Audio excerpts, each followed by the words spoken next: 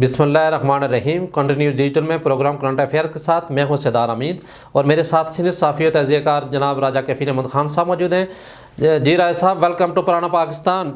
170 अरब के नए टैक्स लग गए, कीमतें बढ़ गई। बिल्कुल, हमने कल भी अपने प्रोग्राम में इस बात की निशानदेही की थी कि जो शहबाज शरीफ साहब की जो सरबराही में उनकी क़यादत में जो इत्तेहादी हुकूमत है ये बुरी तरह नाकाम हो गई है। और जो इन्होंने दावे किए थे कि हम दूध और शहद की नहरें यहाँ बहेंगे और पाकिस्तान में तरक्की आएगी, और शहबाज शरीफ साहब ने तो यहाँ तक कह दिया था कि मुझे 6 माह दें और मैं मैशियत का कहाँ से कहाँ पहुँचा दूँगा। आज ये जो उल्टी गिनती शुरू हो गई है, उल्टे मामला चल पड़े हैं और हुकूमत बुरी तरह नाकाम हुई है। 170 अरब के टैक्स लगे हैं और रात को पेट्रोल भी 22 रुपये फ़ी लीटर सरदार साहब महंगा कर दिया गया। इससे महंगाई का तूफ़ान आएगा और इसका तसव्वुर नहीं करे हो सकता कि जो गरीब आवाम जो पहले से महंगाई की चक्की में पिस रहे हैं, तो सरदार साहब बहुत मुश्किल हो जाएगी और जो आने वाले दिन हैं मुश्किल हैं। हम तो यही अब आवाम को कहेंगे कि अपने अखराजात कम करें, इन हुक्मरानों पर बिल्कुल भरोसा ना करें और जो आपने ख़ुद अपने आप को बचाना है। और मैं ये गुजारिश करूँ तो जो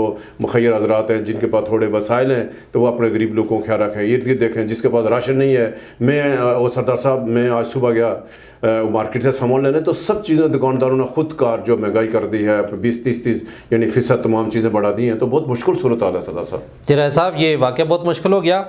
ऐसा मुझे ये बताएं कि इमरान खान साहब ने फौरी तौर पर यू टर्न ले लिया और वो आइंदा 72 घंटे में उनका प्रोग्राम है कि हम गिरफ्तारी दें, तो ये बताएं कि ये उन्होंने अचानक किस तरह से उनका ये ख्याल आ गया। देखो, खान साहब ने ये जो अब तक जो खान साहब ने फैसले किए हैं यानी अप्रैल से लेकर अब तक यानी अपनी हुकूमत हटाने का, वो कोई यानी काबिल रश्क नहीं है और उन्होंने अपने हर फैसले पे यूटर्न लिया, जिसकी वजह से उनके कारकुनों में भी मायूसी हुई है। पहले उन्होंने यूटर्न लिया, जो अमेरिकी बयानिया यानी अमेरिकी साजिश का बयानिया था वहाँ से वापस लिया और फिर उन्होंने सारे का सारा इल्ज़ाम लगा दिया कि मेरी हुकूमत को सिर्फ जो बाजवा ने हटाया। उसके बाद से अभी जो खान साहब ने कहा कि मैं गिरफ्तारी दूंगा, लेकिन मुझे नहीं लगता कि खान साहब इस तरह गिरफ्तारी देंगे। और अगर खान साहब यानी अप्रैल में जब उनकी हुकूमत ख़त्म हुई थी, अगर वो ये पार्लियामेंट से बाहर ना निकलते, वो अगर यानी गैर से फैसला ना करते, आज हुकूमत को बहुत मुश्किल पेश आती। आज हुकूमत ये मिनी बजट ना कौमी असम्बली पेश करी, जैसे कल सेनेट में सख्त एहतजाज हुआ PTI के जो सेनेटर हैं और उन्होंने वहाँ हुकूमत का नहीं चलने दिया, सख्त तरीन दबाव हुआ। और अगर ये कौमी असम्बली में ही खान साहब होते और आज पाकिस्तान मुख्तलिफ होता और हुकूमत बेलगाम न होती और ये यानी इमरान खान साहब ये कर मैं जल्द गिरफ्तारी दूंगा, हम तो यही कहेंगे कि ज़रा यानी ये गिरफ्तारी देकर अगर इमरान खान साहब गिरफ्तार होंगे तो ज़रा उनकी मकबूलियत में इजाफा होगा। पहली जो हुकूमत के गैर आइनी जो फैसले, हुकूमत जो गैर मकबूल जो फैसले कर रही है, महंगाई यानी कंट्रोल नहीं हो पा रही है, महंगाई कहाँ से कहाँ पहुँच गई है, गुर्बत बढ़ गई है, तो ये इमरान खान को फ़ायदा पहुँच रहा है कि जो मौक़िफ़ जो बयानिया इत्तेहादी हुकूमत ने लिया था आज वो नाकाम हो गया है। उसके उलट यानी नताज हैं, इसका सारे का सारा इमरान खान को फ़ायदा होगा, PTI को फ़ायदा होगा और आने वाले इलेक्शन में इसका हुक्मरान इत्तेहाद को सख्त नुकसान। यही वजह है कि हुकूमत ये पंजाब और KP के इलेक्शन से भागना चाहती है। जी राय साहब, आप बिल्कुल ठीक कह रहे हैं कि आइंदा जो आने वाला जो दौरानिया है उसमें अगर ये हमारा जो इत्तेहादी हुकूमत है इन्होंने अगर अच्छे काम ना किए तो इसका फ़ायदा यकीनन इमरान खान साहब को होगा। राय साहब, मुझे ये बताएं कि ये जो आज़ाद कश्मीर में बिजली का जो टैरिफ जो ख़त्म किया जा रहा है, तो इस पे मतलब पाकिस्तान और आज़ाद कश्मीर के दरमियान एक नया बहरान स्टार्ट होने वाला है, तो ये मुझे बताएं कि ये वाक़या जो है ऐसा सूरत होने जा रही है या नहीं? बिल्कुल सरदार साहब, ये को गुज़श्ता 7-8 साल से ये कोशिश कर रहे थे कि जो आज़ाद कश्मीर में जो बिजली दी जा रही है पाकिस्तान से यानी जो इसको जो कंट्रोल कर IS को, तो वो हमें ₹2.59 पैसे फ़ी यूनिट के हिसाब से है। तब IS को क्योंकि वापडा से बिजली खरीदता है और IS को का मौक़िफ़ ये है कि मैं इतनी यानी 18-19 रुपये यूनिट बिजली में लेकर तो कैसे आज़ाद कश्मीर को ₹2.59 पैसे बिजली दूँ। तो सरदार साहब, ये जब ये मंगला डैम की तोसी उस वक्त सिकंदराबाद हुकूमत और इस्लामाबाद हुकूमत के दरमियान मायदा हुआ था, उसके तहत यह है कि ₹2.59 पैसे आज़ाद कश्मीर को वफाकी हुकूमत ने बिजली यकीनी बनानी है। अब उसमें इससे सरदार साहब सबसे नुकसान भी ये हो रहा है कि जो आज़ाद कश्मीर प्राइवेट कंपनी है बिजली की, अब उनका मायदा नहीं हो पा रहा। वापडा ये करे कि हम किसी कंपनी से अगर कोई बिजली ₹8, ₹9, ₹10 अगर हम उससे यूनिट खरीदते हैं तो आज़ाद कश्मीर को ₹2.59 पैसे कैसे दें। तो अभी वफाकी हुकूमत ने एक बहाना बनाया है कि हमें IMF ने शराइत रखी है कि आज़ाद कश्मीर में जो बिजली की सब्सिडी है इसको फौरी तौर पर ख़त्म करें, और इनका एस्टिमेट है कि हमें तकरीबन 130 अरब का फ़ायदा होगा। तो इस वजह से एक नया बहाना तलाश करके और आज़ाद कश्मीर के ऊपर बिल्कुल ये सख्त मुश्किल होगा। और इससे मैं आपकी बात से इत्फाक करता हूँ कि जो आज़ाद कश्मीर मुजफ्फराबाद की हुकूमत है, इस्लामाबाद की इत्तेहादी हुकूमत और मुजफ्फराबाद में PTI की हुकूमत, इनके दरमियान नया सियासी जंग शुरू हो जाएगी और उससे ज़्यादा आज़ाद कश्मीर हुकूमत की मुश्किल पेश आएगी कि वो इसको कैसे लेकर चलती है।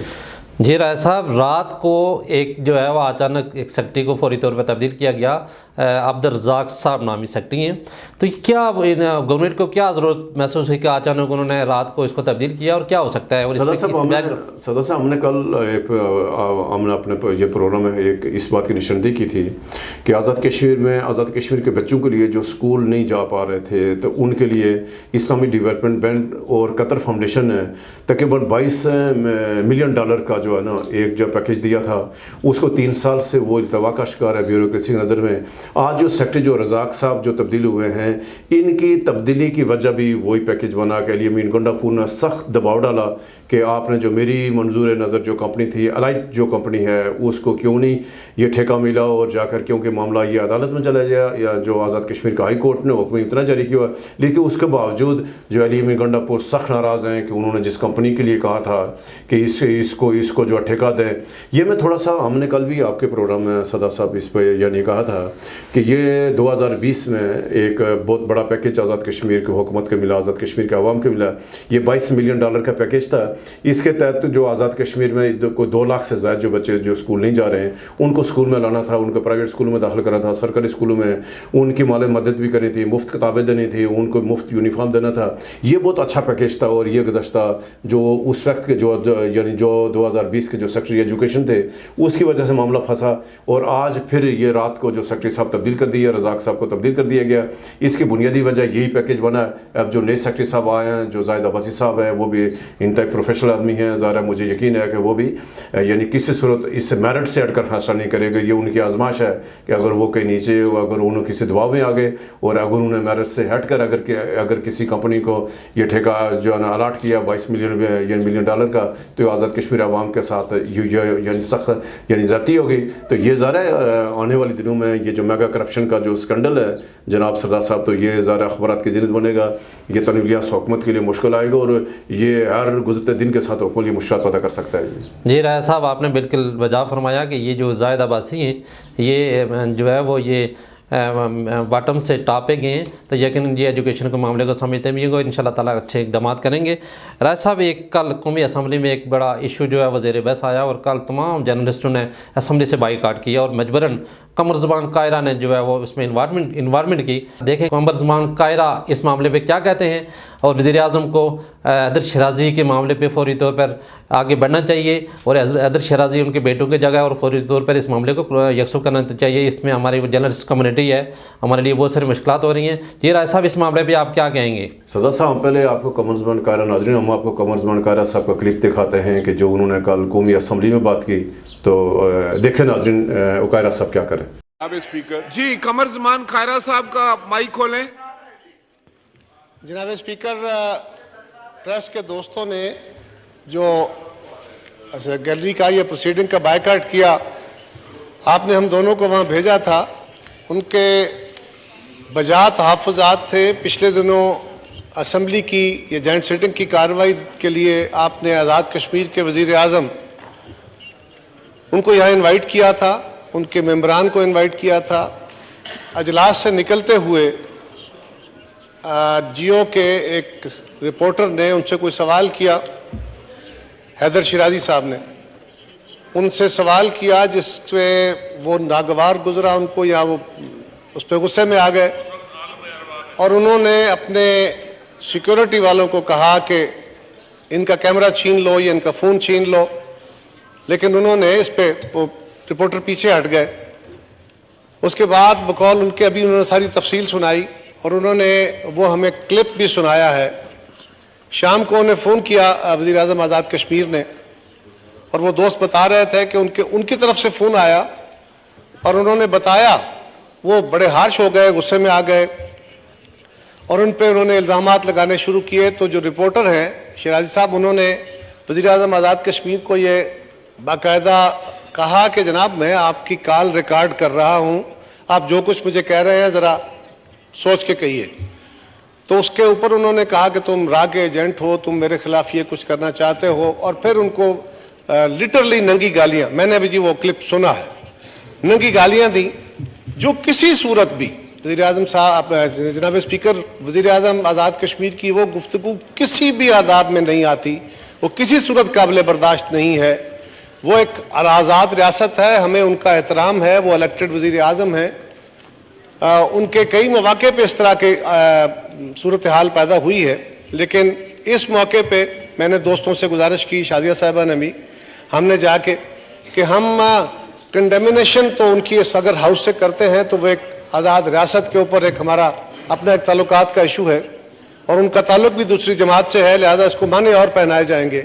लेकिन मैं उनके जज्बात आप तक पहुंचा रहा हूं। आप कस्टोडियन ऑफ द हाउस हैं, प्रेस के दोस्तों का भी ये तकाजा है कि स्पीकर साहब इस पे डिस्प्लेयर ज़रूर करें कि ये जो कुछ हुआ वो in the premises of the assembly हुआ, ये आपकी डोमेन है, और जो कुछ उन्होंने गुफ्तगू की है वो किसी तरह भी, जनाब स्पीकर, हम रोज़ इस तरह की गुफ्तगू सारे दोस्त सुनते हैं, बर्दाश्त करते हैं, बड़ी तल्ख बातें, नाजायज़ बातें भी सुनते हैं, और हम कोई ओब्लाइज नहीं हैं। नाज़रीन, ये था कमरज़मान कायरा को देखा आपने कि हमने कल भी प्रोग्राम में या उससे 2-3 दिनों से हम ये कह रहे हैं कि जो हैदर शिराजी और वज़ीर-ए-आज़म आज़ाद कश्मीर के दरमियान जो एक मामला पैदा हुआ था, तो वज़ीर-ए-आज़म साहब को बड़ेपन का मुज़ाहरा करते हुए उस पर फौरी मदद करनी चाहिए ताकि मामला ख़त्म हो। सदा साहब, मैं आपकी बात से इत्फाक़ करता हूँ, ये किसी फ़तह या शिकस्त का मामला नहीं है। वज़ीर-ए-आज़म सदात इलियास खान साहब आज़ाद कश्मीर के वज़ीर-ए-आज़म है, बड़े आदमी हैं, हैदर शिराजी उनके बच्चों के बराबर है। तो मैं तो ये कहूँगा कि वज़ीर-ए-आज़म साहब के जो मीडिया टीम के लोग हैं या जो उनके सियासी मशीर हैं, उनको मैं कहूँगा जितना जल्द मुमकिन हो इस मामले को फौरी ख़त्म करें। ये आज़ाद कश्मीर हुकूमत के लिए, आज़ाद कश्मीर के आवाम के लिए बेहतरी है, वरना हर रोज़ ये इस्लामाबाद में मामला बढ़ेगा। अभी जो RI जो है, फिर जो नेशनल प्रेस क्लब इस्लामाबाद में आएगा, फिर मुजाहरे होंगे वज़ीर-ए-आज़म आज़ाद कश्मीर के, फिर पुतले नजर आतश के जाएंगे।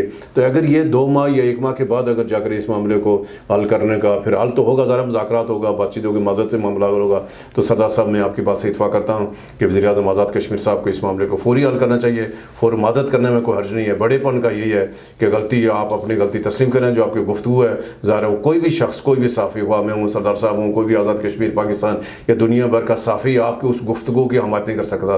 तो हम आपसे यही कहेंगे कि वो आपसे जो गलती हुई है आप उससे मदद करें ताकि ये मामला हल हो और हम भी और आप सारे यानी आने वाली मुश्किलात से, आजमाइश से बचें। जी राय साहब, जो वज़ीर-ए-आज़म के जो वज़रा हैं उनको भी स्पेशली इस मामले पे आगे बढ़ना चाहिए। नाजरीन, आज का प्रोग्राम इख्तिताम पज़ीर हुआ। मुझे और राजा कफ़ील अहमद खान साहब को इजाज़त दीजिए। अल्लाह निगहबान।